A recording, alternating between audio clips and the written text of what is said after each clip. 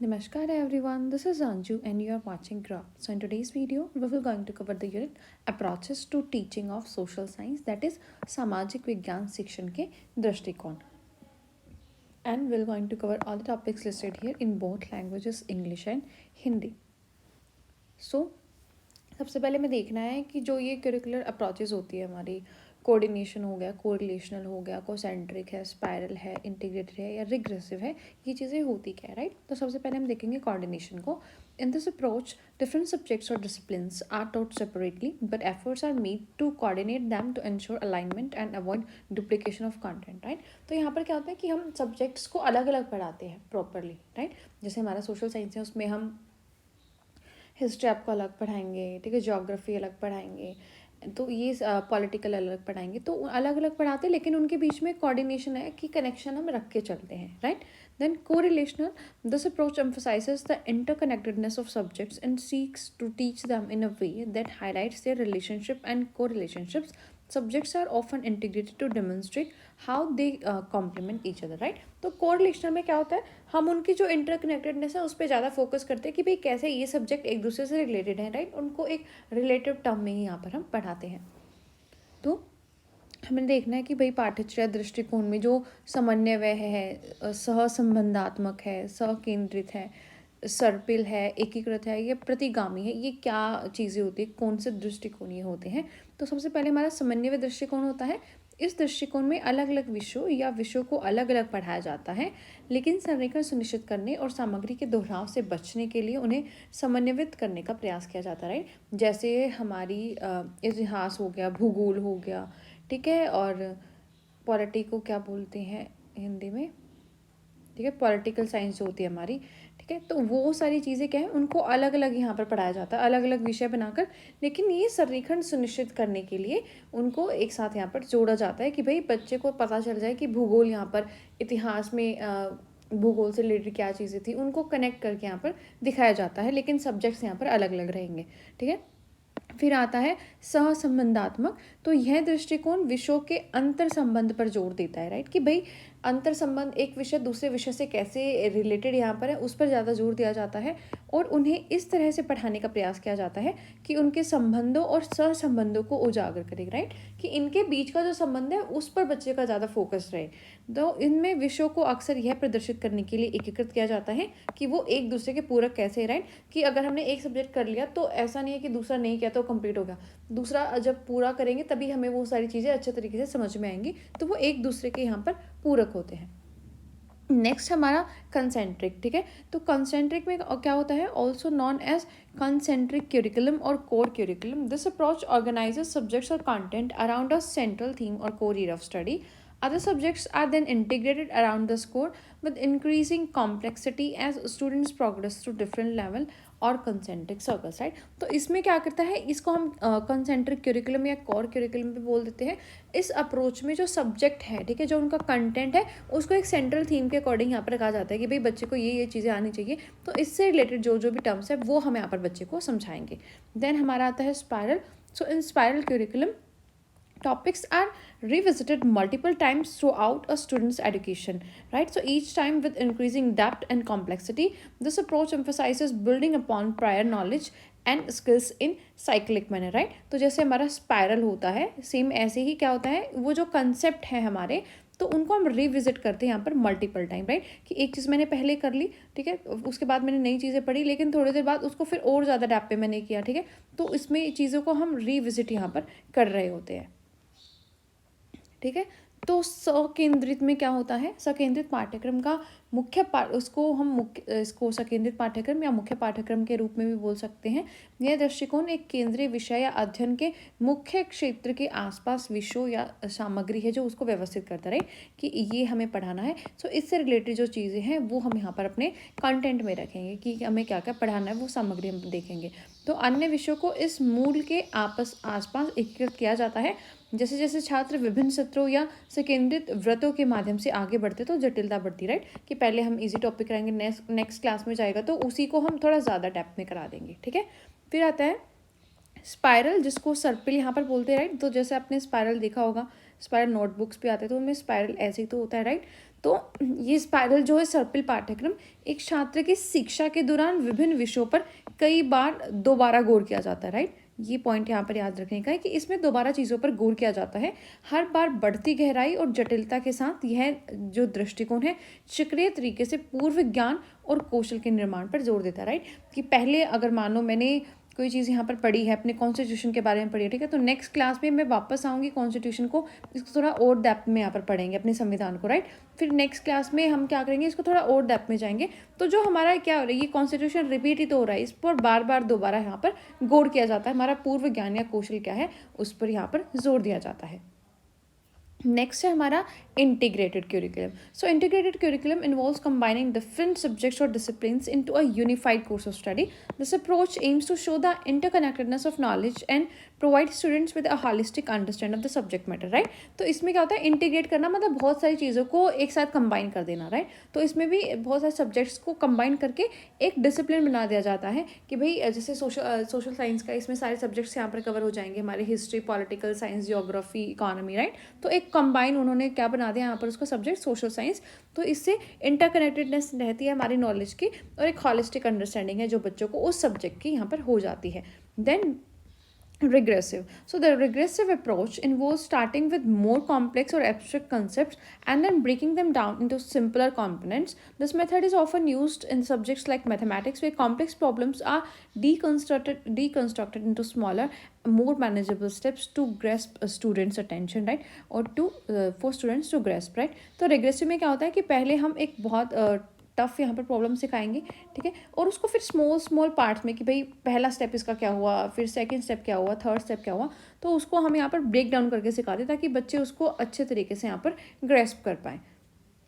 तो एकीकृत में क्या, एकीकृत जैसा कि नाम से ही दिख रहा है कि भाई बहुत सारे सब्जेक्ट्स हैं उनको हम एकीकृत कर रहे हैं। जैसे हमारे इतिहास हो गया, ठीक है, भूगोल हो गया, हमारा भारतीय संविधान हो गया जो पॉलिटिकल साइंस है, ठीक है, इकोनॉमिक हो गया, इकोनॉमी का सब्जेक्ट है। तो इन सबको क्या किया हमने, कंबाइन किया और इनका बना दिया एक सब्जेक्ट सोशल साइंस, राइट। तो एकीकृत पाठ्यक्रम में विभिन्न विषयों या विषयों को अध्ययन करने का एकीकृत पाठ्यक्रम में इसमें संयोजित करते हैं और इस दृष्टिकोण का उद्देश्य ज्ञान के अंतर संबंध को दिखाना है कि भाई ये सारी चीज़ें एक दूसरे से रिलेटेड हैं और छात्र को विषय वस्तु की समग्र समझ ये प्रदान करता है। फिर आता है प्रतिगामी। तो प्रतिगामी दृष्टिकोण में अधिक जटिल या अमूर्त अवधारणाओं से शुरुआत करना और फिर उन्हें सरल घटकों में तोड़ना, राइट। कि पहले मैंने आपको बहुत कॉम्प्लेक्स चीज़ें पढ़ाई हैं, ठीक है, फिर उसको मैं छोटे छोटे भाग में आपको बता रही हूँ कि भाई पहला ये चीज़ कैसे हुई, दूसरी चीज़ कैसे हुई, तीसरी चीज़ कैसे हुई, चौथी चीज़ कैसे हुई, और फिर आपको इसको कंबाइन करके मतलब एक प्रॉब्लम यहाँ पर अच्छे तरीके से सोल्व करने में खुद सक्षम हो जाओगे, राइट। तो इसमें क्या किया कि इसमें दिखाया जाता है कि पहले अधिक जटिल चीज़ें आपको सिखाई जाएंगी, जैसे कि ये है, राइट, ये हमारी अधिक जटिल होगी, और उसके बाद आपको सरल घटकों में इसको तोड़कर सिखाया जाएगा। तो इस पद्धति का उपयोग जिसे हम गणित में मोस्टली किया जाता है, जहाँ जटिल समस्याओं को छात्रों के समझने के लिए छोटे छोटे अधिक प्रबंधनीय चरणों में यहाँ पर विभाजित किया जाता है। देन नेक्स्ट है हमारा methods of teaching social science की, लेक्चर से, डिस्कशन से, सोशलाइज्ड रिसाइटेशन से, सोर्सेज या किस प्रोजेक्ट मेथड से जो है हम सोशल साइंस बच्चों को सिखा सकते हैं, राइट। तो सबसे पहले लेक्चर से हम कैसे सिखाते हैं। The lecture method involve the teacher presenting information to the students in a structured manner, right. कि जब एक टीचर एक स्ट्रक्चर्ड मैनर में बच्चों को इन्फॉर्मेशन देता है वो हम अपने लेक्चर में करते हैं। The teacher typically speaks to the class while student listen and take notes. This method is useful for delivering factual information, explaining concepts and providing context, right? तो यहाँ पर क्या होता है कि टीचर बोलता है, उन चीज़ों को समझाता है और बच्चे उस चीज़ के नोट्स बनाते हैं। तो यही होता है हमारे लेक्चर में, ठीक है। और ये मेथड ज़्यादा यूजफुल कब है, जब हमें कोई फैक्चुअल इन्फॉर्मेशन यहाँ पर देनी हो, ठीक है, किसी चीज़ को एक्सप्लेन यहाँ पर करना हो। देन हमारा नेक्स्ट मेथड है डिस्कशन। तो इसमें क्या करते हैं, in the discussion method, students actively participate in a dialogue with the teacher and their peers. This encourages critical thinking, analysis, and the exchange of ideas. Discussions can be facilitated by posing open-ended questions, debating different perspectives, और analyzing key studies, right? तो discussion में क्या होता है कि जो students हैं, जो बच्चे हैं, उनमें यहाँ पर बातचीत ज़्यादा होती है कि वो डिस्कस करते हैं उसके पॉजिटिव एस्पेक्ट्स, उसके नेगेटिव एस्पेक्ट्स, राइट। तो इससे क्या होता है, क्रिटिकल थिंकिंग बच्चे की डेवलप होती है, वो ज़्यादा एनालिसिस करते हैं, आइडियाज है जो उनका यहाँ पर एक्सचेंज होता है, राइट। तो सामाजिक विज्ञान पढ़ने की विधियाँ जैसे हमारी व्याख्या है, चर्चा है, सामाजिक पाठ है, स्रोत है और परियोजनाएं, उन विधियों को हमें देखना है कि कैसे हम जो है सामाजिक विज्ञान यहाँ पर पढ़ाते हैं। तो सबसे पहले व्याख्यान वाली विधि है। तो व्याख्यान पद्धति में शिक्षक द्वारा छात्रों को संरचित तरीके से जानकारी प्रस्तुत करना यहाँ पर शामिल है। शिक्षक आमतौर पर कक्षा में बोलते हैं और जबकि छात्र सुनते हैं, राइट। तो लेक्चर में यही होता है, टीचर बोलता है, छात्र सुनते हैं और उसके नोट्स यहाँ पर बनाते हैं। यह विधि तथ्यात्मक जानकारी देने, अवधारणाओं को समझाने और संदर्भ प्रदान करने के लिए यहाँ पर उपयोगी है, राइट। कि कोई तथ्य है उसके में जानकारी देनी है या बच्चों को कोई चीज़ें यहाँ पर समझानी है। देन नेक्स्ट है चर्चा। चर्चा पद्धति में छात्र शिक्षक और अपने साथियों के साथ संवाद करते, राइट। तो देखो, व्याख्यान में था कि टीचर बोल रहा था, बच्चे सुन रहे थे मोस्टली, लेकिन चर्चा में वो एक दूसरे के साथ बातचीत कर रहे होते, संवाद कर रहे होते, सक्रिय रूप से भाग लेते हैं। यह आलोचनात्मक सोच, विश्लेषण और विचारों के आदान प्रदान को प्रोत्साहित करती है। ओपन एंडेड प्रश्न यहाँ पर पूछ सकते हैं, विभिन्न दृष्टिकोण पर बहस करके या केस स्टडीज का विश्लेषण करके चर्चा को अधिक सुविधाजनक जो है हम यहाँ पर बना सकते हैं। देन नेक्स्ट है हमारा socialized recitation. This method combines elements of both lecture and discussion, right. दोनों चीज़ों से हमने एलिमेंट्स ले लिए। The teacher presents information through a lecture format and the students engage in small group discussions और activities related to the topic. And socialized recitation encourages active learning, collaboration and peer teaching, right. तो socialized recitation में क्या हुआ है कि जो lecture का था और डिस्कशन का, दोनों ही मेथड यहाँ पर हम इन्वॉल्व कर रहे हैं। तो टीचर यहाँ पर कोई इन्फॉर्मेशन प्रेजेंट करेगा और बच्चों को स्मॉल ग्रुप्स में यहाँ पर ब्रेक कर देंगे, जिससे वो खुद डिस्कस करेंगे और उस चीज़ को ज़्यादा डेप्थ में सीख जाएंगे, राइट। Then next है हमारा source method. The source method involves using primary and secondary sources such as historical documents, articles और multimedia materials to teach social science concepts. So students analyze and interpret those sources to develop a deeper understanding of historical events, cultural phenomena और societal issues, right? तो इसमें क्या करते हैं हम, जो source है हमारा, ठीक है, source method में जो sources हैं like articles हैं, multimedia material है, उनको यहाँ पर यूज़ करते हैं कि कैसे हम जो है social science के concept बच्चों को समझा सके, ताकि बच्चे उस चीज़ को अच्छे से एनालाइज कर सके, जो फेनोमेना है उनका, हिस्टोरिकल इवेंट्स का, उसको अच्छे तरीके से समझ पाएँ, राइट। तो सामाजिक स्वर पाठन क्या है? यह विधि व्याख्यान और चर्चा दोनों तत्वों से जुड़ी है, राइट। कि जो हमने व्याख्या में देखा कि टीचर बोलता है, बच्चे सुनते हैं, नोट्स बनाते हैं, और जो चर्चा होती है कि जिसमें दोनों ही आपस में बातचीत करते हैं, विचारों का आदान प्रदान करते हैं। तो जब दोनों को यहाँ पर ऐड किया जाता है तो हमारा जो सामाजिक स्वर पाठन यहाँ पर होता है, ये दोनों के तत्वों को जोड़ती है। और शिक्षक एक व्याख्यान प्रारूप के माध्यम से जानकारी प्रस्तुत करता है, राइट, कि वो किसी चीज़ की व्याख्या आपको करेगा और फिर छात्र विषय से संबंधित छोटे छोटे समूह या गतिविधियों में संलग्न होते हैं। फिर बच्चों के छोटे छोटे समूह ग्रुप्स बना देते हैं और सामाजिक पाठन सीखने की जो क्रिया है या सहयोग और सहकर्मी शिक्षण को यहाँ पर प्रोत्साहित करती है। देन हमारी स्रोत विधि। स्रोत विधि में सामाजिक विज्ञान अवधारणाओं को पढ़ाने के लिए प्राथमिक और माध्यमिक स्रोत है कि किन किन चीज़ों से हम पढ़ा सकते हैं, क्या मटेरियल हम यहाँ पर यूज़ करें कि बच्चे को जो है वो चीज़ें समझ में आ जाए। तो जैसे ऐतिहासिक दस्तावेज हम यूज़ कर सकते हैं, कोई लेख, मल्टीमीडिया सामग्री का उपयोग यहाँ पर हम बच्चों को समझाने के लिए कर सकते हैं। तो छात्र ऐतिहासिक घटनाओं, सांस्कृतिक घटनाओं या सामाजिक मुद्दों की गहरी समझ विकसित करने के लिए इन स्रोतों का विश्लेषण और व्याख्या यहाँ पर करते हैं। देन नेक्स्ट हमारा प्रोजेक्ट मेथड, राइट। तो in the project method students work on extended projects और research assignments related to social science topic, right. कि प्रोजेक्ट हम बनाना देंगे बच्चों को तो वो उसी पर काम करेंगे, उस पर रिसर्च करेंगे। This could involve conducting field work, creating multimedia presentations और producing written reports. Projects encourage independent inquiry, creativity and problem solving skills, right. तो प्रोजेक्ट जैसे हमने सभी ने किया कि भाई वो रिटर्न में भी हो सकते हैं, कि जैसे हम प्रोजेक्ट फाइल अपनी बनाते हैं, काफ़ी कलरफुल तरीके से बनाते हैं, ठीक है, उसमें क्रिएटिविटी हम अपनी शो करते हैं, उसमें नई नई प्रॉब्लम्स को हम शो करते हैं, राइट। कोई प्रेजेंटेशन जो है बच्चों से करा सकते हैं, फील्ड वर्क का जो कोई काम है सोशल साइंस का वो हम बच्चों को दे सकते हैं। तो प्रोजेक्ट विधि में छात्र सामाजिक विज्ञान विषयों से संबंधित विस्तृत परियोजनाओं या जो शोध कार्य हैं उन पर काम करते हैं। इसमें फील्ड वर्क करना, मल्टीमीडिया प्रस्तुतियां बनाना या लिखित रिपोर्ट तैयार करना शामिल हो सकता है। और परियोजनाएं स्वतंत्र जांच, रचनात्मकता और समस्या समाधान को जैसे कौशल है उनको यहाँ पर प्रोत्साहित करती है, राइट।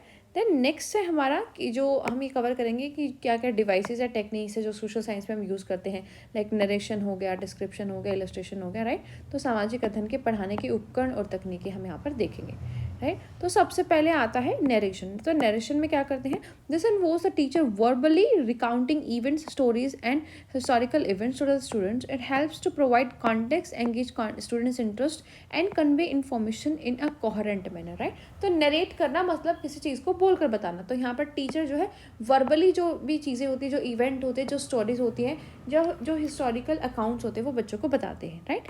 देन डिस्क्रिप्शन में क्या होता है, description involves providing detailed explanations of descriptions of people, places, events और concepts relevant to social studies. It helps student visualize and understand the subject matter more vividly, right. तो description में क्या होगा कि जब हमने नरेट की चीज़ें उनको अब और ज़्यादा डीप तरीके से हम समझा रहे हैं कि ये कैसे हुआ, राइट. जो उसमें लोग थे, जो प्लेसेस थे, जो इवेंट हुए थे, ठीक है, उनकी एक डिटेल्ड एक्सप्लेनेशन हम यहाँ पर देते हैं. Then illustration. So illustrations such as maps, charts, graphs, diagrams, or multimedia presentations are used to visually represent information. They aid in clarifying complex ideas, highlighting relationships, and making abstract concepts more concrete. Right? तो यहाँ पर क्या होता है कि कोई चीज़ like हमें कोई ग्राफ ही दिखाना है कि कैसे जो है टाइम के साथ चीज़ें इंक्रीज हुई हैं, राइट. तो हम उसको ग्राफ की फॉर्म में यहाँ पर शो करेंगे, राइट, ताकि बच्चे उसको अच्छे तरीके से समझ पाए कि किस टाइम इंटरवल पे जो है कैसे कैसे ये चीज़ यहाँ पर इंक्रीज हुई है. कोई डायग्राम से अगर बच्चे अच्छी तरीके से समझ सकते हैं या मैप के तरीके से जैसे सोशल साइंस में यूज़ होता है, तो उन चीज़ों को यहाँ पर इलस्ट्रेट किया जाता है. ठीक है. तो कथन में क्या होता है, कथन का मतलब कहना सिंपल है. तो इसमें शिक्षक मौखिक रूप से छात्रों को घटनाओं, कहानियों और ऐतिहासिक वृतांतों को सुनाता है और यह संदर्भ प्रदान करने, छात्रों की रुचि को शामिल करने और सुसंगत तरीके से जानकारी देने में मदद करता है, राइट. तो यही होता है कथन, जब टीचर हमें बोलकर यहाँ पर कोई चीज़ एक्सप्लेन करता है. देन विवरण करना, ठीक है, ये इसके नाम से ही संबंधित है कि किसी चीज़ का विवरण यहाँ पर दिया जा रहा है. तो विवरण में सामाजिक अध्ययन से संबंधित लोगों, स्थानों, घटनाओं या जो अवधारणाएं हैं उनकी एक विस्तृत व्याख्या या विवरण जो है हमें प्रदान किया जाता है. यह छात्रों को विषय वस्तु को अधिक स्पष्ट रूप से देखने और समझने में जो हमारी मदद करता है. देन चित्रण, राइट, कि ये भी ऑब्वियसली नाम से ही क्लियर है कि आपको चित्र दिखाए जाते हैं अगर कोई आप चीज़ नहीं समझ पाते हैं.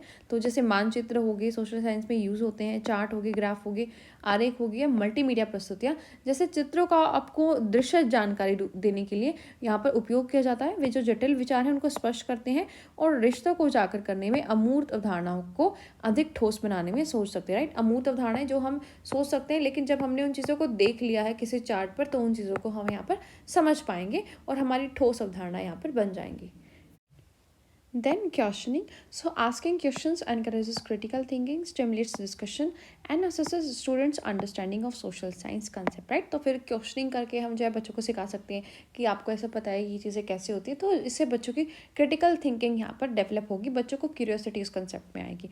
देन असाइनमेंट हम बच्चों को दे सकते हैं. सो असाइनमेंट इन्वॉल्व टास्क और projects given to students to complete outside of class, right. तो असाइनमेंट ऐसे होते हैं कि भाई आउटसाइड ऑफ द क्लास बच्चों को कंप्लीट करने होते हैं, तो उसमें खुद का वो माइंड लगाते हैं, ठीक है. वो हम यहाँ पर क्रिएटिव असाइनमेंट बच्चों को दे सकते हैं ताकि जो एक इंडिपेंडेंट लर्निंग है, रिसर्च स्किल है और क्रिएटिविटी को बच्चों के अंदर यहाँ पर हम फोस्टर कर सके.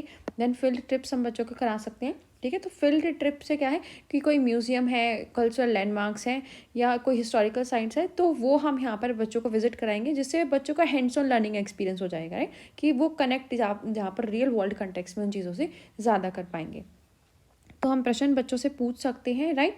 तो प्रश्न पूछने से क्या होगा, आलोचनात्मक सोच जो है बच्चों की बढ़ती है, चर्चा को प्रोत्साहित करता है और जो सामाजिक अध्ययन है, अवधारणाएं हैं, उनमें जो छात्र की समझ है उसका आकलन हम यहाँ पर कर सकते हैं. तो यहाँ पर जो टीचर है अलग अलग तरीके से क्वेश्चन पूछकर जो है बच्चों को एक क्यूरियोसिटी वाली फीलिंग जो यहाँ पर आ जाती है, ठीक है, कि उसको जिज्ञासा वाली फीलिंग हम बोल सकते हैं, उस चैप्टर के लिए आ जाती है. कि इसमें हम अगर बच्चों से पूछेंगे कि आपको पता है कि संविधान कैसे बना, क्यों बना, तो उनको जब उनके अंदर जिज्ञासा आएगी, ठीक है, कि ये टीचर ने क्वेश्चन पूछा, ये तो मुझे आता नहीं है, तो वो उनकी एंगेजमेंट जो है उस टॉपिक में ज़्यादा हो जाती है. देन असाइनमेंट हम बच्चों को दे सकते हैं, राइट. तो असाइनमेंट का मतलब क्या होता है कि क्लास के बाहर बच्चे को कोई काम करना है, अपने घर पर काम करना है, तो उसमें क्या होता है जो भी चीज़ें हम उनको देते हैं उसमें वो अकेले काम करते हैं, ठीक है. तो इंडिपेंडेंटली वो वहाँ पर काम करते हैं, तो उनकी रचनात्मकता जो है, जो उनके अनुसंधान कौशल यहाँ पर उसको बढ़ावा देते हैं. देन फील्ड ट्रिप है. तो फील्ड ट्रिप पे क्या होगा कि कोई भी अगर ऐतिहासिक ऐसा स्थान है, ठीक है, कोई संग्रहालय है या सांस्कृतिक स्थल है, तो वहाँ पर हम बच्चों को ले जाते हैं, जिसको वो अच्छे तरीके से वहाँ पर देखते हैं. सीखने का अनुभव यहाँ पर व्यवहारिक तरीके से जो है बच्चों को हो जाता है, राइट. देन स्टोरी टेलिंग हम कर सकते हैं. तो story telling involves using narrative techniques to convey historical events, right, कि एक हिस्टोरिकल इवेंट को हमने स्टोरी के तरीके से बच्चों को समझाया, जिससे बच्चों का इंटरेस्ट यहाँ पर आ रहा है और वो अच्छे तरीके से उन चीज़ को यहाँ पर मेमोराइज कर पा रही हैं. देन रोल प्ले हम बच्चे से करा सकते हैं कि कोई भी फिक्शनल कैरेक्टर यहाँ पर कोई हिस्टोरिकल फिगर्स का वो जब प्ले करेंगे तो उस चीज़ को अच्छे से वो याद यहाँ पर रख पाएंगे। देन ग्रुप या सेल्फ स्टडी हम प्रमोट कर सकते हैं कि बच्चों को ग्रुप में बैठा सकते हैं कि वो डिस्कस करके चीज़ों को सीख सके, ठीक है। या इंडिपेंडेंटली उनको सेल्फ स्टडी के लिए कोई मटेरियल दे सकते हैं जिससे उनकी प्रॉब्लम सॉल्विंग स्किल्स है यहाँ पर वो डेवलप हो जाए। तो कहानी सुना सकते हैं बच्चों को। कहानी सुनाना इन द सेंस जो भी ऐतिहासिक घटनाएं हमें उन्हें बतानी तो एक कहानी के तरीके से हम बता सकते हैं कि एक बार ऐसे हुआ, वहाँ पर एक राजा था एंड ऑल, ठीक है। तो ऐसे उनको कहानी सुनाने के माध्यम से बता सकते हैं। देन भूमिका निभाना कि जैसे हम बनाते हैं कि बच्चों की जैसे बच्चे खेलते हैं यूजुअली कि मैं टीचर बन गया हूँ, तो क्या करते हैं वो टीचर की भूमिका यहाँ पर निभाते, तो उसकी जो टीचर का कैरेक्टर है उसको वो अच्छे तरीके से समझ जाते हैं। तो यहाँ पर हम भूमिकाएं बच्चों से निभा सकते हैं कि एक कोई भी चैप्टर है तो मान लो कोई राजा महाराजा का है तो उसमें एक राजा बना दिया, दूसरा राजा, उनके बीच में कैसे लड़ाई हुई, क्या चीज़ें हुई, तो भूमिका निभाने के तरीके से भी हम बच्चों को सिखा सकते हैं जिससे उनको आसानी से याद रहेगा। या समूह या स्व अध्ययन पर भी हम जोर दे सकते हैं, ठीक है, कि बच्चों के छोटे छोटे समूह हम बना सकते हैं कक्षा में कि वो डिस्कस करके चीज़ों को सीख सके। या एक उनके जो खुद का अध्ययन है इंडिपेंडेंटली उसको भी हम यहाँ पर प्रमोट कर सकते हैं कि बच्चा खुद से ही अकेले कैसे चीज़ों को सीखेगा, उसको कुछ काम हम घर के लिए यहाँ पर दे सकते हैं।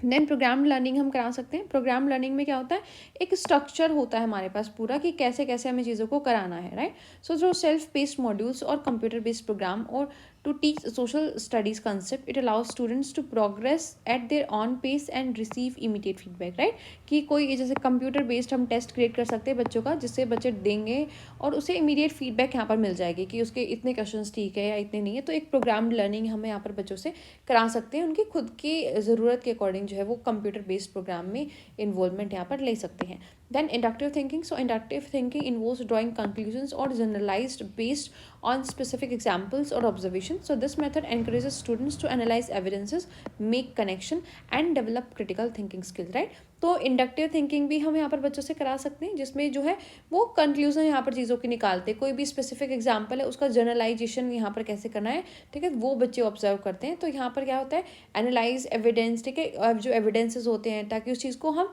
जनरलाइज कर सके, उन पर ज़्यादा ध्यान देते हैं, कैसे चीज़ों के बीच में कनेक्शन बनाया जाए, ठीक है। तो क्रिटिकल थिंकिंग स्किल्स यहाँ पर बच्चे के डेवलप होती हैं। देन कंसेप्ट मैपिंग हम करा सकते हैं कंसेप्ट मैपिंग के तरीके से। सो concept mapping is a visual tool used to organize and represent relationship between social studies concept, and it helps visualize complex ideas, identifying patterns and understanding hierarchical relationships, right।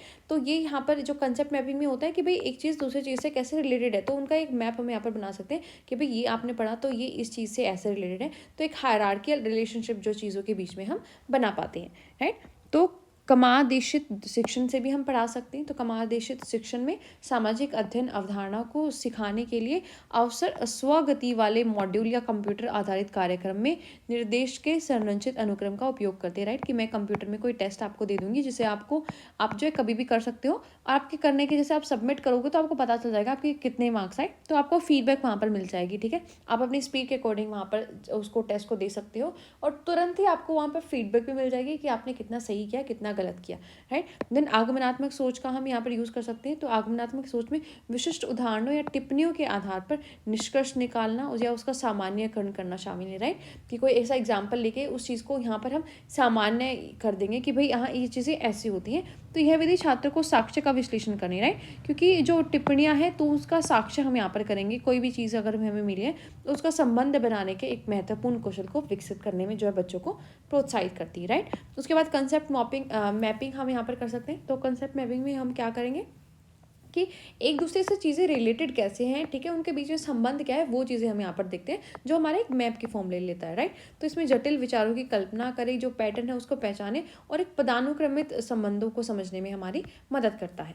Then expository teaching में क्या होता है, it involves direct instruction of social science content by the teacher की, ठीक है, कि मैं ये पढ़ के जो आपको डायरेक्ट इंस्ट्रक्शन दे रही हूँ तो ये एक्सपोजिटरी टीचिंग यहाँ पर होगी। It provides structured explanations, examples and demonstration to convey information clearly and systematically, right. कि जैसे मैं आपको चीज़ें दिखा रही हूँ, समझा रही हूँ कि एग्जाम्पल लेके, तो वो हमारा ये एक्सपोजिटरी टीचिंग होगा। देन प्रॉब्लम सॉल्विंग हम बच्चों से करा सकते हैं। So problem solving involves presenting students with social studies related problems और scenarios to analyze and solve, right. कि कोई सिनेरियो हम यहाँ पर क्रिएट कर सकते हैं, कोई प्रॉब्लम जिससे बच्चे सोशल साइंस का कंसेप्ट लगाकर यहाँ पर पूरा करें। So this approach fosters critical thinking, decision making and application of knowledge to real world situations, right. तो फिर व्याख्यात्मक शिक्षण हम करा सकते हैं, जैसे कोई टीचर आपको बताएगा, फिर उसकी व्याख्या देगा, एक एग्जाम्पल देगा, उदाहरण देगा, ठीक है, और उसका स्पष्टीकरण आपको बताएगा। या समस्या समाधान आप कर सकते हो कि बच्चे को सामाजिक विज्ञान से संबंधित कोई समस्या दे सकते हो कि जिसमें सामाजिक विज्ञान की जो शिक्षा वहाँ पर लागू हो, जिसको लगा कर जो है बच्चा उस प्रॉब्लम को यहाँ पर सोल्व कर पाए। Then accommodations required in approaches for teaching children with disabilities, right? तो डिसेबिलिटीज़ वाले बच्चों के लिए क्या क्या हमारी अप्रोचेज होंगी वो हमें देखना है। तो सबसे पहले डिफरेंशिएटेड इंस्ट्रक्शन होनी चाहिए कि भाई बच्चों की जो यहाँ पर नीड है, जो उनकी एबिलिटी है, उसी के अकॉर्डिंग यहाँ पर हमें बच्चों को पढ़ाना है, उसी के अकॉर्डिंग हमें उसकी असेसमेंट यहाँ पर करनी है। देन मल्टी सेंसरी लर्निंग बच्चे के कराने की हम एक ही चीज़ उसको दिखा भी सकते हैं, उसको उसकी ऑडियो भी सुना सकते हैं, राइट। उसको जो टेक्टाइल मेथड है वहाँ से भी हम चीज़ों को सिखा सकते हैं ताकि बच्चे की मल्टी सेंसरी लर्निंग हो सके, ज़्यादा से ज़्यादा सेंसेस को हम उसकी लर्निंग में यूज़ कर सकें। देन विकलांग बच्चों के पढ़ाने के लिए जो आवश्यक आवास है वो हमें देखना है। तो सबसे पहला हमारा यही है कि हमें विभेदित निर्देश उन्हें देना है। विभेदित निर्देश का मतलब हो गया कि जो बच्चे की ज़रूरत है, जितना वो कर सकता है और जिस तरीके से बच्चा समझ सकता है उसी तरीके से हमें इसको समझाना है, राइट। ऐसा नहीं है कि भाई एक क्लास में हमने बस एक लेक्चर के मेथड से यहाँ पर समझा दिया। अगर किसी बच्चे को यहाँ पर विजुअल तरीके से ज़्यादा अच्छे से समझ में आता है तो हमें उसको विजुअली भी समझाना पड़ेगा। तो विभेदित निर्देश हमें देने हैं, राइट। तो इसमें जो बच्चे की सामग्रियाँ हम उसके लिए क्या क्या यूज़ करेंगे, कौन सी विधियाँ यूज़ करेंगे, उसका मूल्यांकन कैसे करेंगे, राइट। क्योंकि जो डिसेबिलिटी वाले बच्चे हैं, विकलांग बच्चे हैं, तो उनका मूल्यांकन भी हम नॉर्मल बच्चों की तरह नहीं कर सकते जब उनको पढ़ाने के लिए यहाँ पर विभेदित निर्देश यूज़ कर रहे हैं, ठीक है। तो जैसे अगर किसी बच्चे से लिखा नहीं जा रहा है, ठीक है, तो एग्ज़ाम में क्या करेंगे, उसको थोड़ा ज़्यादा टाइम दे देंगे ताकि वो जो है बच्चा अच्छे से एग्ज़ाम को कर पाए, ठीक है। देन बहुसंवेदी शिक्षण कराना है कि एक से ज़्यादा संवेदनाएं जो है बच्चे की यहाँ पर लागू होनी चाहिए उसकी सीखने की प्रक्रिया में, राइट। जैसे कोई चीज़ हम उसको दिखा भी रहे हैं, साथ साथ उसकी ऑडियो रिकॉर्डिंग भी सिखा रहे हैं, साथ साथ उसको स्पर्श सामग्री के माध्यम से भी वही चीज़ें सिखा रहे हैं ताकि बच्चा उस चीज़ को यहाँ पर अच्छे तरीके से याद रख पाए। देन इंडिविजुअलाइज्ड एजुकेशन प्लान बच्चों के लिए बनाने, राइट। तो इंडिविजुअलाइज्ड एजुकेशन प्लान में हमने देखा कि सभी चीज़ हम इन्वॉल्व करते हैं। ये हमने फर्स्ट सेमेस्टर में भी जो है बनाना सीखा था, ठीक है, कि क्या क्या अकोमोडेशंस बच्चे को चाहिए है, कैसी इंस्ट्रक्शन उसको देनी है, क्या क्या टेक्नोलॉजीज़ की बच्चे को नीड है, ठीक है, घर पे पेरेंट्स कैसे हेल्प करेंगे और जो है स्पेशल एजुकेशन टीचर जो है वो उसकी कैसे हेल्प करेगा। तो एक लीगल डॉक्यूमेंट हमें बच्चे का यहाँ पर बनाना है। उसमें हम दिखाएंगे अच्छे से कि भाई क्या क्या अकोमोडेशन या क्या क्या मॉडिफिकेशन यहाँ पर बच्चे की नीड के अकॉर्डिंग उसको चाहिए है, राइट। देन विजुअल सपोर्ट हम बच्चे को देंगे, लाइक चार्ट्स, डायग्राम्स है, स्केड्यूल्स है, विजुअल टाइमर्स है। तो ये बच्चों को देना है क्योंकि जो डिसेबिलिटीज़ वाले बच्चे हैं थोड़ा अगर उनको दिख रहा है, ठीक है, विजुअल इम्पेयरमेंट वाले नहीं है, तो उनको अगर विजुअल तरीके से दिखाएंगे तो वो चीज़ों को ज़्यादा जल्दी जो है कैच कर पाते हैं। Then assisted technology, right. तो हमें असिस्टेड टेक्नोलॉजी को यूज़ करना है। लाइक अगर कोई बच्चा लिख नहीं पा रहा है तो स्पीच टू टेक्स्ट सॉफ्टवेयर हम उसके लिए कर सकते हैं कि अगर वो बोल देगा तो वो चीज़ खुद नोट डाउन हो जाएगी, या टेक्स्ट टू स्पीच, राइट, कि लिखी हुई चीज़ उसको सुन जाएगी। अगर वो विजुअली इम्पेयर्ड है तो कम्युनिकेशन बोर्ड्स यहाँ पर, अडेप्टिव कीबोर्ड्स यहाँ पर लिख सकते हैं हम, थोड़ा ज़्यादा जो की का साइज़ जिसमें बड़ा हो, राइट। तो ये सारी चीज़ें क्या करेंगी, बच्चों की हेल्प करेंगी उनकी लर्निंग प्रोसेस में। तो व्यक्तिगत शिक्षा योजनाएं यहाँ पर बना सकते हैं। ये क्या होती है, कानूनी दस्तावेज होती है जो कि हमने अपने फर्स्ट सेमेस्टर में भी बनाना सीखा था। इसमें हम एक रूपरेखा तैयार करते हैं कि भाई बच्चे की क्या क्या आवश्यकताएं हैं, किस तरीके से पढ़ाएंगे, क्या टेक्नोलॉजी वहाँ पर यूज़ होगी, राइट। उसको मॉनिटर करते हैं और उसको एक फाइल में यहाँ पर कंपाइल करते हैं। देन दृश्य समर्थन। तो दृश्य समर्थन के लिए हम बच्चे को चार्ट, आरेख, स्केड्यूल, विजुअल टाइमर जैसे चीज़ें जो दिखा कर सिखा सकते हैं, राइट। तो अगर कोई बच्चा दृष्टिहीन नहीं है, मतलब और तरीके से विकलांग है किसी तरीके से, तो उसको अगर हम विजुअली दिखाएंगे, ठीक है, जो दृश्य समर्थन देंगे तो वो बहुत ज़्यादा अच्छे तरीके से यहाँ पर सीख पाते हैं, राइट। क्योंकि हम भी देखते हैं कि हम विजुअल चीज़ों को ज़्यादा अच्छे से याद रख पाते हैं, तो उनको इन तरीक़ों से हम सिखा सकते हैं। देन सहायक प्रौद्योगिकी कि भाई किस को जो टेक्नोलॉजी है हमारी उसका हमें यूज़ करना है। लाइक स्क्रीन रीडर्स हम यूज़ कर सकते हैं, भाषण से पाठ सॉफ्टवेयर यहाँ पर यूज़ कर सकते हैं बच्चों के लिए, ठीक है, कि अगर कोई बच्चा लिख नहीं पा रहा है तो अगर वो बोल देगा तो वो चीज़ उसमें उसको लिखित में प्राप्त हो जाएगी। संचार बोर्ड है, अनुकूली की बोर्ड है। तो ये सारी चीज़ें हम बच्चों की जो सीखने की वो क्षमता है उसको इंक्रीज़ करने के लिए यहाँ पर यूज़ कर सकते हैं ये उपकरण। देन फ्लेक्सिबल इंस्ट्रक्शनल ग्रुपिंग, ठीक है। तो जो इंस्ट्रक्शनल ग्रुपिंग है वो यहाँ पर फ्लेक्सिबल होनी चाहिए कि भाई बच्चा अगर अच्छे से कर रहा है तो वो ठीक है, वो सही चलती रहेगी। लेकिन अगर हमें कहीं पर दिखा कि भाई हमारा दिया हुआ मेथड अच्छे से काम नहीं कर रहा है तो वो चेंजेबल यहाँ पर होनी चाहिए, right. So grouping Students, based on their abilities and learning styles, allows teacher to provide targeted instruction and support to students with disabilities. So whether go one to one instruction or small group activities or peer tutoring, right? So यहाँ पर क्या करते हैं, grouping भी कर सकते हैं बच्चों की, लाइक सेम डिसेबिलिटीज़ वाले बच्चों की ग्रुपिंग कर सकते हैं जिसमें वो बैठ के सीख सकते हैं उस चीज़ को, ठीक है, और उसमें जो है इंस्ट्रक्शन हम अच्छे से प्लान कर सकते हैं। देन हमारा स्कैफ फोल्डिंग है। सो इसमें हम क्या करेंगे, जो कॉम्प्लेक्स इन्फॉर्मेशन हमारी है उसको छोटे छोटे मैनेजेबल स्टेप्स में लिख देंगे, राइट? लाइक किसी बच्चे को लिखने में अगर लिख नहीं सकता है वो अच्छे से, तो हम उसको बोलेंगे लाइक जो और बच्चे वो तो ये पूरा ही पेज लिख सकते हैं एक दिन में, लेकिन हम उसके लिए ये उसके लिए कॉम्प्लेक्स चीज़ होगी तो उसको हम बोलेंगे कि हाफ पेज वो एक दिन में लिख सकता है। तो हमने क्या किया, जो कॉम्प्लेक्स टास्क था कि पूरा दिन में एक पेज लिखना था, तो उसको हमने स्मॉलर और मैनेजेबल स्टेप्स में कर दिया कि जो बच्चा यहाँ पर आसानी से कर सकता है, राइट? साथ ही साथ उसको एडिशनल सपोर्ट भी दे सकते हैं, लाइक बच्चे को वो कोई काम नहीं कर पा रहा है तो उसको थोड़ा ज़्यादा सपोर्ट हम यहाँ पर करके कोई चीज़ यहाँ पर करा सकते हैं। कोई new skills like English language की प्रैक्टिस अगर वो नहीं कर पा रहा तो हम बोल बोल कर उसके साथ उसको थोड़ा ज़्यादा एफर्ट लगाकर जो है उसको वो स्किल्स हैं जो उसके अंदर ला सकते हैं। देन पॉजिटिव बिहेवियर सपोर्ट हमें रखना है। So implement strategies to reinforce positive behaviour and prevent और address challenging behaviours can create a supportive and inclusive learning environment, right? तो हमारा जो एनवायरनमेंट है क्लासरूम का भी, ठीक है, और हमारी सोसाइटी का भी, तो वो पॉजिटिव ही होना चाहिए। तो हमें ध्यान देना है कि भाई जो स्ट्रेटजीज हम इम्प्लीमेंट कर रहे हैं तो वो एक पॉजिटिव बिहेवियर के अकॉर्डिंग ही हो, जो चैलेंजिंग जो बिहेवियर बच्चे का खुद है, ठीक है, जो उसके एनवायरनमेंट में है, ताकि उसको वो कैटर कर सके। So we have to give a supportive environment, right, ताकि उसकी जो इंक्लूसिव लर्निंग है उसके एनवायरनमेंट में हो सके। देन लचीले अनुदेशात्मक समूहों को हमें बनाना है। तो जो बच्चे की क्षमताएं हैं उसके जो क्षमता है उसके अकॉर्डिंग हम छोटे छोटे समूह बना सकते हैं, राइट? या जो क्या कर सकते हैं, और वो समूह कैसे होने चाहिए, लचीले होने चाहिए, जिसमें हम यहाँ पर जो चेंज कर सकते हैं। लाइक एक बार सेम डिसेबिलिटीज़ वाले बच्चों को हम साथ बैठा सकते हैं कि वो सीख सके उस तरीके से। एक बार ऐसा कर सकते हैं हम नॉर्मल वाले बच्चों को उनके साथ बैठा सकते हैं, ताकि वो एक तो क्या होगा, उनका जो बिहेवियर है वो पॉजिटिव होगा, दूसरे लोगों के साथ बात करके काम करके, राइट? तो वो चीज़ें उनके लिए ईजी हो जाएंगी अपने एनवायरनमेंट में खुद को कैसे डालना, राइट? तो पीयर ट्यूटोरिंग जो सहकर्मी शिक्षण है वो हम वहाँ पर करा सकते हैं। देन मचान, मचान का मतलब होता है वो जो सहायता हम बच्चे को देते हैं, राइट? कि बच्चा 2 नहीं लिख पा रहा था तो हमने उसका हाथ पकड़ के जब 2 लिखवाया तो वो उसको हमने मचान दे दिया और उसको वो जो एक्स्ट्रा सहायता दे दी। तो नेक्स्ट टाइम क्या करेगा, बच्चे ने थोड़ा सीख लिया तो वो अब खुद से 2 बनाने लग जाएगा, राइट? तो ये होता है मचान। तो जटिल कार्य को छोटे छोटे प्रबंधीय चरणों में तोड़ने और आवश्यकता अनुसार अतिरिक्त सहायता, राइट? तो ये तो था अतिरिक्त सहायता का उपयोग, जो हमने उसको अतिरिक्त सहायता दी ताकि वो 2 लिख पाए, राइट? तो अगर कोई टास्क ऐसा है कि उसको पूरा पेज यहाँ पर लिखना है तो उसको हम छोटे छोटे चरण में यहाँ पर तोड़ सकते हैं कि हम उसको बोलेंगे कि भाई आपको एक दिन में जो है हाफ ही लिखना है, हाँ कल कर लेना, राइट? सो उसको हमने क्या किया, जो हमारा डिफिकल्ट टास्क था उसको हमने ब्रेक डाउन कर दिया। देन सकारात्मक व्यवहार समर्थन देना है। तो सकारात्मक व्यवहार को सुदृढ़ करने और चुनौतीपूर्ण व्यवहारों को रोकने या संबोधित करने के लिए हमें रणनीतियाँ यहाँ पर लागू करनी है, जिससे छात्रों के लिए एक सहायता और समावेशी सीखने का माहौल बनाया जा सके। देन एनवायरमेंटल मॉडिफिकेशन हमें करनी है। So making physical adjustments to the classroom environment, such as ensuring wheelchair accessibility, minimize distractions, and provide sensory friendly spaces can enhance the learning experience for students with disabilities, right? तो environment modification के हमारे class का environment ऐसा होना चाहिए कि भाई जहाँ पर disability वाले बच्चे भी accessible हो उसके लिए सारी चीज़ें, राइट? कंफर्टेबल हो, ऐसा ना हो कि बहुत शोर शराबे वाली जगह पर हमारी क्लासेस हैं, राइट? जिससे बच्चा फोकस नहीं कर पा रहा हो, ठीक है? डिस्ट्रैक्शन वहाँ पर कम होनी चाहिए। व्हील चेयर एसेसिबिलिटी होनी चाहिए कि कोई अगर फिजिकली हैंडीकैप बच्चा है तो वो भी उन चीज़ों को यहाँ पर असेस कर पाए। देन कोलैबोरेशन एंड कम्युनिकेशन को फोस्टर करना है।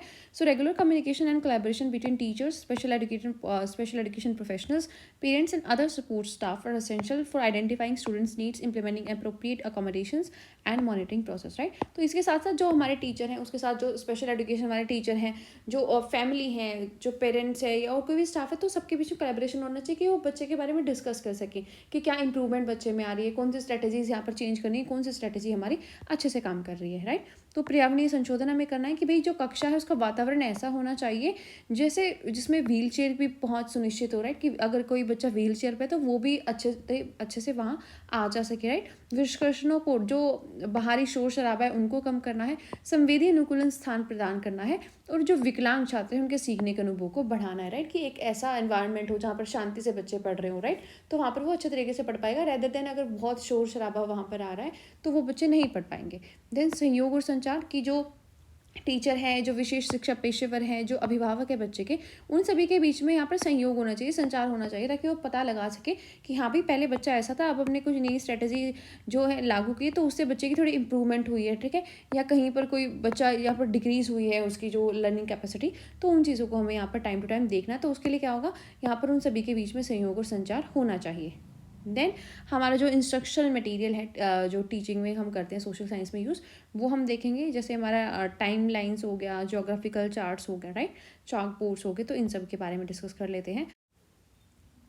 राइट, तो जो टाइम लाइन्स है, जेनोलॉजिकल चार्ट्स होते हैं, सो जो टाइम लाइन्स है विजुअली रिप्रेजेंट करती है जो क्रोनोलॉजिकल ऑर्डर होता है हमारे हिस्टोरिकल इवेंट्स का, उससे हेल्प मिलती है स्टूडेंट को, ताकि जो सीक्वेंस है जो हिस्टोरिकल डेवलपमेंट्स का उसको हिस्टोरिकल डेवलपमेंट के कॉन्टेक्स्ट में उस सीक्वेंस को बच्चे समझ पाए। Right, so genealogical charts illustrate family relationships, any ancestry, aiding in the study of social structures and genealogy. Right, तो इससे बच्चों को हेल्प मिलती है कि भाई वो एक सीक्वेंस में जो हिस्टोरिकल डेवलपमेंट है उन चीज़ों को यहाँ पर समझ पाए। देन मैप्स एंड ग्लोब्स हम यूज़ करते हैं। So maps and globes are essential tools for teaching geography and spectral relationships, so they help students understand the distribution of landforms, climate, populations and political boundaries as well as historical and cultural context। Right, तो map से क्या है कि भाई हमें जो geography की चीज़ें हैं या जो स्पेटल रिलेशनशिप्स है एक दूसरे के साथ, तो वो हम यहाँ पर बच्चे को समझा सकते हैं। लाइक क्लाइमेट कैसा है, कहाँ पर पॉपुलेशन ज़्यादा है कम है, पॉलिटिकल बाउंड्रीज है हमारी, या हिस्टोरिकल या कल्चरल जो कॉन्टेक्स्ट है उसमें हम मैप्स या ग्लोब्स का यूज़ कर सकते हैं। Then different types of board हम यूज़ कर सकते हैं, लाइक जैसे स्मार्ट बोर्ड्स हो गया, चाक बोर्ड्स हो गया, फ्लैनर बोर्ड्स हो गए, and that provide visual aids for teaching social science. Right, तो इन सब पे क्या करते हैं, बोर्ड्स पे हम एक विजुअल एड ही तो ये दे रहा है हमें, राइट, उसको देख रहे हैं हम, ठीक है, किसी चीज़ को यहाँ पर ड्रॉ कर सकते हैं। So smart boards allow interactive digital presentation and activities, well chalk boards and flannel boards are useful for traditional writing, display and visually. Right, तो ये तो आपको पता ही होगा कि भाई स्मार्ट बोर्ड या जो हमारा नॉर्मल बोर्ड है उसमें क्या डिफरेंसेस है। तो समय रेखाएं और वंशावली चार्ट का हम यूज़ करते हैं। तो समय रेखाएं ऐतिहासिक घटनाओं को एक कालानुक्रमिक क्रम में स्पष्ट रूप से दिखाती है कि पहले ये चीज़ हुई थी, फिर ये हुई थी, इस काल में ये चीज़ हुई थी, इस काल में ये घटना हुई थी, जिससे छात्रों को ऐतिहासिक विकास के अनुक्रम के संदर्भ को समझने में मदद मिलती है। वंशावली चार्ट सामाजिक संरचनाओं और वंशावली के अध्ययन में सहायता करते हुए जो पारिवारिक रिश्ते हैं, राइट, जो वंश है यहाँ पर, जैसे राजा महाराजाओं का कोई हमें डिस्कस करना है तो उनको यहाँ पर दर्शाते हैं। फिर जो मानचित्र या ग्लोब हम यूज़ कर सकते हैं, तो मानचित्र और ग्लोब भूगोल और स्थानिक संबंधों को पढ़ाने के लिए आवश्यक उपकरण हैं, जो छात्रों को जो भू आकृतियां हैं वो समझाने में, जलवायु कैसी है, आबादी कहाँ पर कितनी है, राजनीतिक सीमाएं कहाँ पर है, तो ऐसी चीज़ें हम जहाँ पर मानचित्र और ग्लोब के माध्यम से बच्चों को सिखा सकते हैं। फिर उसके बाद आते हैं विभिन्न प्रकार के बोर्ड, जैसे हमारे स्मार्ट बोर्ड्स हो गए, चॉक बोर्ड्स हो गए, या हमारे फ्लैनल बोर्ड्स हो गए। तो सामाजिक विज्ञान की अवधारणा को पढ़ाने के लिए दृश्य सहायता प्रदान करते हैं। राइट, तो बोर्ड्स पे हम क्या करते हैं, लिखते ही तो है, उससे क्या होगा, हम उन चीज़ों को देख सकते हैं, तो एक दृश्य सहायता वो हम प्रदान करते हैं। तो ये सारे एक दृश्य सहायता आप बच्चों को प्रदान करते हैं। स्मार्ट बोर्ड ज़्यादा इंटरेक्टिव होते हैं, ठीक है, क्योंकि उसमें डिजिटल प्रस्तुतियाँ आ जाती है। और जो चाक बोर्ड या फ्लैनर बोर्ड है वो हमारे जो पारंपरिक लेखन या दृश्य सहायता है उसके प्रदर्शन के लिए उपयोगी है। देन जो टेप रिकॉर्डर्स हैं हमारे, राइट, टेप रिकॉर्डर्स फिल्म या film strips, so audio visual material यहाँ पर हम यूज़ कर सकते हैं, like tapes, recordings, radio broadcast, television programs, ठीक है। तो इन चीज़ों से क्या करेंगे हम, जो सोशल साइंस के कंसेप्ट है वो बच्चों को ज़्यादा क्लियर कर पाएंगे, एक चीज़ दिखाकर हम उनको अच्छे तरीके से समझा रहे हैं, like a movie. So the engage students auditory and visual senses, right, तो बच्चे सुन भी सकते हैं, देख भी सकते हैं, तो अच्छे तरीके से इस चीज़ को समझ पाएंगे, offering diverse perspectives and enhancing comprehension. Then overhead projector का भी हम यूज़ करते हैं। So an overhead projectors allow teachers to display transparencies and printed material into on a screen और वॉल, राइट। तो एक स्क्रीन और वॉल पे हम चीज़ों को दिखा सकते हैं ताकि वो पूरी क्लास को यहाँ पर विजिबल हो और एक इंटरेक्टिव लेसन यहाँ पर हम बना सकें, चीज़ों को दिखाकर नोट मेकिंग और विजुअल रिप्रेजेंटेशन जो है अपने मटेरियल की कर सकें, राइट। तो जो टेप रिकॉर्डर है, रेडियो है, ये इस चीज़ों का जो यूज़ करते हैं, तो हम टेप रिकॉर्डिंग, रेडियो सामग्री, टेलीविज़न कार्यक्रम जैसे श्रवण दृश्य सामग्री को हम अपने सामाजिक विज्ञान विषयों को पढ़ाने के लिए यूज़ कर सकते हैं, राइट। इससे क्या होगा, हम श्रव्य भी कर सकते हैं, सुन भी सकते हैं और देख भी सकते हैं उस चीज़ों को जो हमारी सामग्री है। तो ये जो छात्र की श्रवण और दृश्य इंद्रियों को संलग्न करते हैं, तो विविध दृष्टिकोण यहाँ पर पेश करते हैं जो बच्चे की समझ उसको बढ़ाते हैं। देन ओवरहेड जो प्रोजेक्टर होता है, तो एक ओवरहेड प्रोजेक्टर जो हमारा लगाता है, तो इसमें क्या होता है, शिक्षकों को एक स्क्रीन या दीवार पर जो है, जो अपनी मटेरियल है उसको वो एक दीवार पर, एक स्क्रीन पर पूरा शो कर सकते हैं, जिससे बच्चे एक इंटरेक्टिव क्लासरूम वो बन जाएगा और उससे बच्चे चीज़ों को अच्छे से समझ पाएंगे। देन सोशल साइंस के लिए कुछ गेम हम बच्चों से करा सकते हैं कि रोल प्ले हो गया, जिसमें वो रोल यहाँ पर प्ले कर रहे हैं, राइट। कोई हिस्टोरिकल इवेंट्स पे उनसे गेम करा सकते हैं। देन पावर पॉइंट प्रेजेंटेशन हम बच्चों को शो कर सकते हैं, ठीक है, जिसमें हम इमेजेस को अच्छे तरीके से, ग्राफ्स हैं जो या टेक्स्ट है उसको भी एक कलरफुल फॉर्मेट में यूज़ कर सकते हैं, एक इंटरेक्टिव मटेरियल बच्चों को प्रोवाइड कर सकते हैं, राइट। तो सामाजिक विज्ञान खेल हम यहाँ पर यूज़ कर सकते हैं कि बच्चों को खेल के माध्यम से जो है चीज़ें सिखाएंगे। पावर पॉइंट प्रस्तुतियाँ, ठीक है, कि पावर पॉइंट जो पीपीटी है, जैसे मैं आपको ये पढ़ा रही हूँ, ठीक है, इसके माध्यम से बच्चों को सिखा सकते हैं ताकि वो इमेजेस जो ग्राफ्स है वो भी उसमें अच्छे तरीके से इंक्लूड कर सकें। देन जो डिसेबिलिटीज़ वाले बच्चे हैं उनके लिए हमें कैसे उस मटेरियल को अडेप्ट करना है, तो पहला है सेंसरी अडेप्टेशन, ठीक है, कि भाई बच्चा कैसे सीखता है। उसको विजुअल इम्पेयरमेंट है, हियरिंग इम्पेयरमेंट है, तो उसके लिए कैसा मटेरियल होना चाहिए, तो उसकी अडेप्टेशन हमें करनी है। फिर विजुअल सपोर्ट बच्चे को देना है, राइट। मोस्टली क्या होता है कि भाई बच्चे को कोई स्पेसिफिक लर्निंग डिसेबिलिटी है या ऑटिज्म स्पेक्ट्रम डिसऑर्डर है, तो वैसे वहाँ पर क्या करेंगे, हम बच्चे को विजुअल सपोर्ट देंगे, जो पिक्चर्स डायग्राम्स में बच्चों को, या जो ग्राफिक ऑर्गेनाइजर्स होते हैं, ताकि बच्चे उस चीज़ को अच्छे से यहाँ पर समझ पाएँ।